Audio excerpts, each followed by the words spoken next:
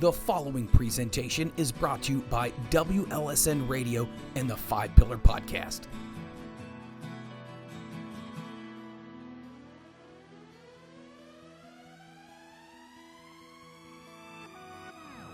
Welcome back to the latest installment of the Five Pillar Podcast. My name is Mike Freland. I am lucky enough to be your host on this journey as we talk about all things LaSalle High School. The Five Pillar Podcast was something that was created by our president, Mike Overby. And now I have the absolute privilege to carry the torch to the next step of our journey. The Five Pillar Podcast focuses on leadership, scholarship, faith, service, and community. I'll have a chance to sit down and have some of those candid conversations. Everything that is LaSalle, you will hear on the new Five Pillar Podcast. So for the first episode, I got a chance to sit down recently with Luke Doerger. He was a state football champion in 2014. Our conversations touched on so many different areas. What was it like being a champion? What was it like being there with Dad in those moments? And what did LaSalle teach him as he entered the world after graduation? We talk about a lot of things, the brotherhood that is LaSalle High School. So without further ado, to the first episode of the Five Pillar Podcast with my special guest, Luke Doerger. Luke, how you doing, buddy? Doing great. How are you? First of all, as you hear in the background, the festivities are going here. What's it like looking back and getting together with all these guys after all these years and kind of remembering those memories? First impressions, it's bizarre. After 10 years, I feel old. That is the first overlaying feeling. Seconded only by an overwhelming feeling of nostalgia. Yeah. Just incredible memories rushing back. Not just about that final game, but the process that got us there. We always talk about this from a team perspective in a football program, that everyone sees the end product, right? Good, bad, or indifferent. They see what happens at the end of those, 48 minutes, and whatever the score says, that's what people see. They don't see the work that's in the weight room. They don't see the work in the summer. They don't see all the time you spend watching film, studying your opponent, working your tail off with your teammates, and pushing each other to your limits. And to see all those guys back in one place that worked so hard to accomplish something that had never been done before. No. And we believed it, It felt like no matter who in the world was against us, whether that was in belief or in, a physical nature, we couldn't be stopped. We had that innate belief that we could make it happen, and we were going to get it done. It was destiny. It was. And it was absolutely incredible getting there. That final game, really being able to just put a stamp on the season and say, we did it. But I honestly think that the process of getting there was even more of certainly had more of an impact. All the lessons learned, whether that was by trials on the practice field or 2 minutes later after a false play that went awry. It so much packed into that one season that is just so story-worthy. They often say it's the journey, not the destination, that you remember. And, take me back through that season. There's a lot of teams that have been since then, and no one has climbed to the top of the mountain quite like you guys have, and really were the first ones.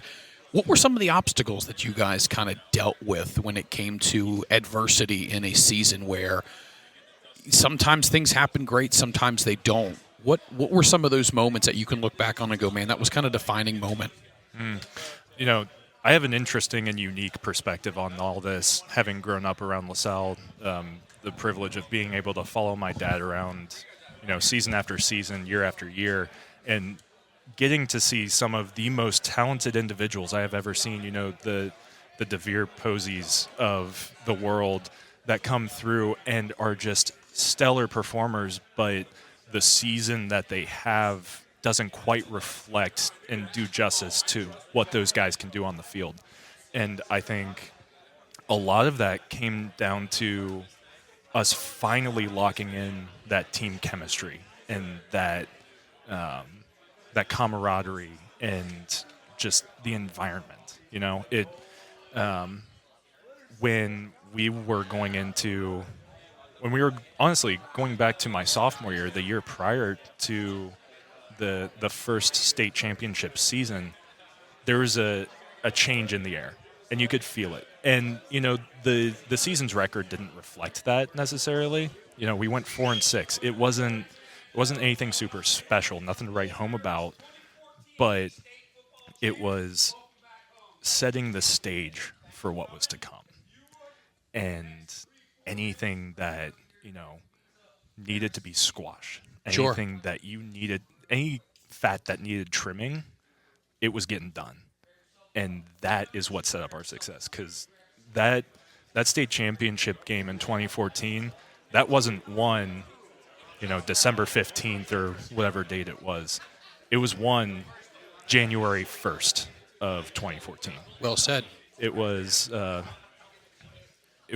just absolutely incredible. And any adversity that you can fight on the field is nothing compared to any adversity that you fight internally, whether that's within your team or within yourself. And those moments where I saw our team come together and overcome that internal adversity, whether it was between two teammates who didn't get along the previous season or even the day before, but they came together to make it happen on the field, or if it was a guy that just was really struggling to get it together, but we were there to pick him up and make sure, hey, we're going to do this, and you're going to be right there with us, right by our side. That adversity, that challenge, that obstacle to overcome is by far greater than anything you will face across from you in a different color. Yeah. And as long as you can overcome that, the sky's the limit. It's interesting. It's interesting you mention that, because I think the beauty of sports, and I think you'd agree with me on this, is that it has so many parallels to life. Oh, my gosh. And the fact that you have so many stories about trials, tribulations, moments, conversations, all of these things, that it's interesting because it prepares you for life. Absolutely. And you have a wealth of these moments by being a part of something that if someone hadn't been, they can't relate, if that makes sense. Mm-hmm. There is a fraternity, there's a brotherhood, there's an understanding of how we come together to win and to be part of a common goal that we have. Yeah, absolutely. At what point did you realize that throughout the season that this could be it? I know no one wants to bring it up. It's like the pitcher throwing the no-hitter. No one says hi to him in the dugout. Uh-huh. When did it start entering your mind that this could be ours? Like, it's really becoming reality? Honestly, I think it goes back to that first game of the season against Coleraine at University of Miami. Yeah. That was our first test of, okay, we put in the work in the offseason. We were in the weight room getting stronger. We were on the field getting faster. Yeah. We were running drills like we never had before, and we were executing like no one's ever seen. And the sheer talent was overshadowed by the work that we had done. The unit, the cohesive unit that we had created. We were, the whole concept of 5 fingers are nowhere near as strong as one fist. Wow. And that's what it felt like. That first game against Coleraine, it was a true showcase of our raw potential. It wasn't there. It wasn't the most disciplined. It wasn't the cleanest. Yeah. But no one's the cleanest in their first game. Sure. Your greatest learning comes between week 1 and week 2. And that rings true no matter what level you're playing at. And that first game, just seeing how we could go out and just have pure energy to run through anyone and run down the goal line. Yeah. And just put everything to the test. That was when I knew in the season, I would say that, like, okay, this is without a doubt going to happen. Something special is happening here. Absolutely. Wow. And it's one of those things that you can't quite put words to it. They say when you love something so much, you can't quite describe what it means to you, but it's just that feeling. Yeah. I do want to touch upon this because this is so important. Obviously, having Dad and being a legend and being one of the pillars of this organization and this team and everything. What's that like? I mean, we talked to Coach Pat, and obviously his son's a quarterback, going to follow in his footsteps at Dayton, but not many guys get to have that kind of bond with Dad on that large of a stage. Tell me a little bit about what that was like with Dad being there, too. It was it's hard to communicate that. It's hard to communicate that idea to anyone who's not been in a similar situation. I would say, to a certain degree, it felt like any other year that I was playing football. Right. Dad's going to be a coach no matter if he's wearing the LaSalle shirt or whether he's wearing your Pee Wee shirt. Yep. You know? he's going to be yelling the same thing from the sidelines, you know. But it was quite an experience. Not only having to adapt myself to seeing my father on the sidelines and seeing him not as dad, it was Coach Doerger. Yeah. But that was a two-way street. That's a challenge for him too, without a doubt. And that was something I remember him talking about later on down the road in a couple of his talks with me and his speeches, that it was such a challenge to take this on and try to find that balance, of I don't want to baby him. Right. I'm not going to give him preferential treatment or anything like that, but I'm not going to dig him into the ground like I've never done with anyone else. Right. Which I would say there were a couple times they did, but that's just me. But without that, I certainly don't think I would be the man that I am today. That those years were so incredibly formative, honestly, for the both of us in our relationship. And this process in this 2014 season meant so much in the moment. There was very few times that there was a sheer release and showing of like father-son love on the field. We tried to keep that line drawn. You go up and you give your coach a hug, sure, but that can't compare to watching that clock hit 0 at the state game, turning around and finding your father welling up with tears, running after you to give you the biggest bear hug you've ever had in your life, because he knows that you two just worked to make history, and you know it too. How great of a moment is that? So many people, no matter what you experience in life, get to have that with your dad, and a moment you'll never forget, a moment that will live on, and just something so special that, like you said before, you can't really put it into words, but it's something that forever changes you. So kind of going after the game, you've won, you're looking back, it seems like you're a very insightful person. It's about the journey, not obviously hoisting the trophy. That's just the period on the end of the sentence. What would you say once you left LaSalle, what things did you take with you? When you move on and you start entering a new chapter of your life, what were the things that LaSalle brought to you that you took with you and you said, you know what, I'm ready to tackle whatever comes my way? I'll try to put this in a way that doesn't keep us here for multiple hours.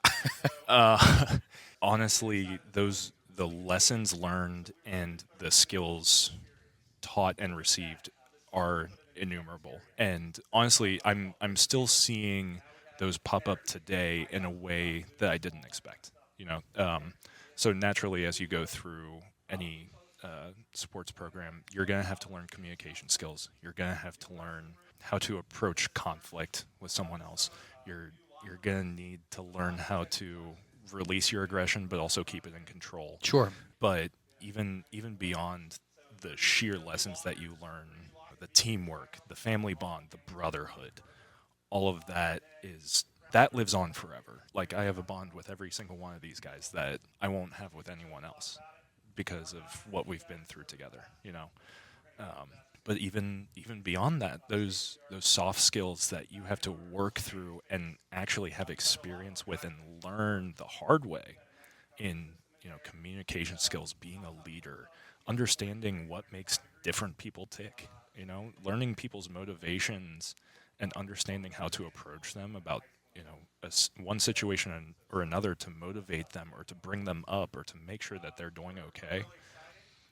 That is something that I certainly had to start learning along the way in LaSalle.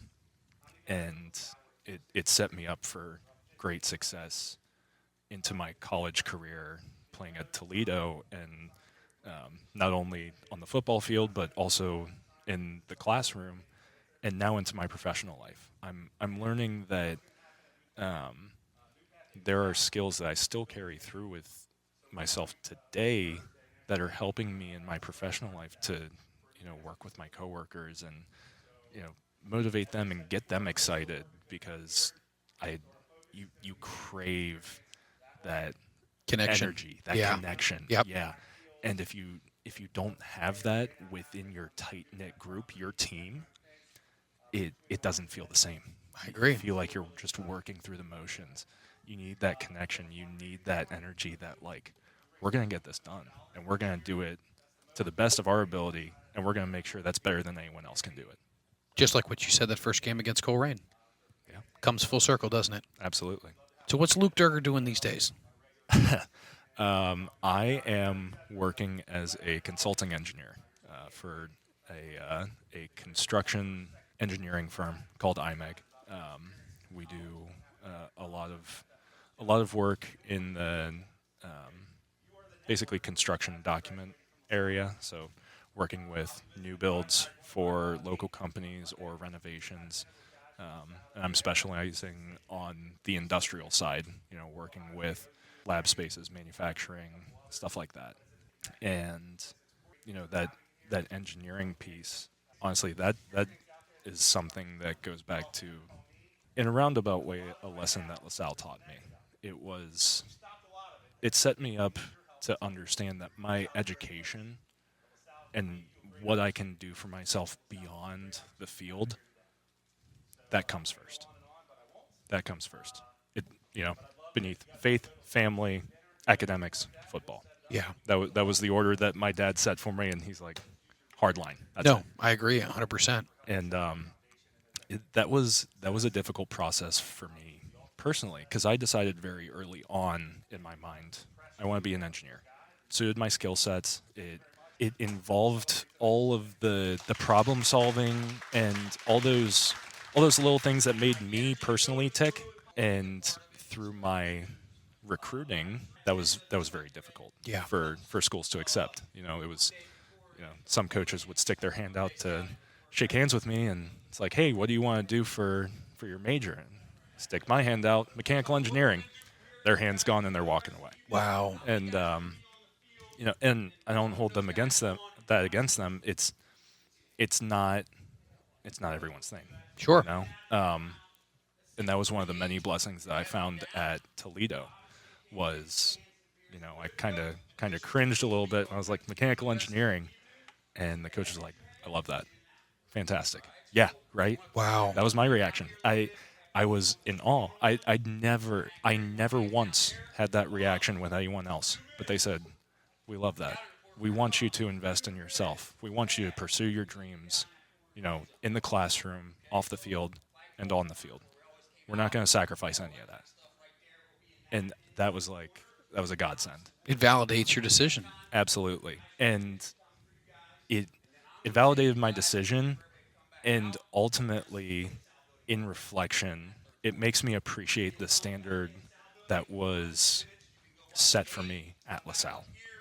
Understanding that academic excellence is not just a suggestion, No. It's the standard, Yep. and it's what you have to meet. No matter who you are, it doesn't matter if you're the brightest bulb in the bunch or if you struggle a little bit. As long as you are pushing yourself to be better than you were the day before, and that doesn't matter if that's the classroom, on the field, whatever you're doing, go further. One of the lessons that Dad was big on near the end of his life was this concept of 3 more. And I don't know how many people he shared that with.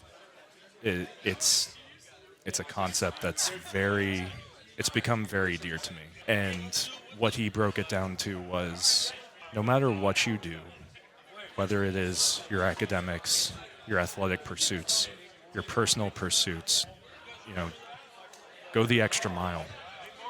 If you have 1 more to do 3 more. Nice. Go 3 steps further than you need to get the job done, because that's who you are, and that's the standard that you're going to set for yourself. I love it. We're here with Luke Doerger, who is celebrating the 2014 celebration of LaSalle's first championship. I'm going to let you jump in here with your guys to get a picture here, but Luke, I tell you what, thank you for sharing your story, your moments with us, and I hope to talk to you down the road again, sir. It's been a pleasure. I would love to. All right, you've heard it, our first episode of the new Five Pillar Podcast brought to you by WLSN Radio. But that's just the beginning. As I said, the Five Pillar Podcast is going to talk about all things LaSalle, and there's more episodes to come. Continue to follow the Five Pillar Podcast and all forms of LaSalle social media to find out when the next episode will be dropping. With that being said, my name is Mike Freland, and I'll catch you on the next episode of the Five Pillar Podcast.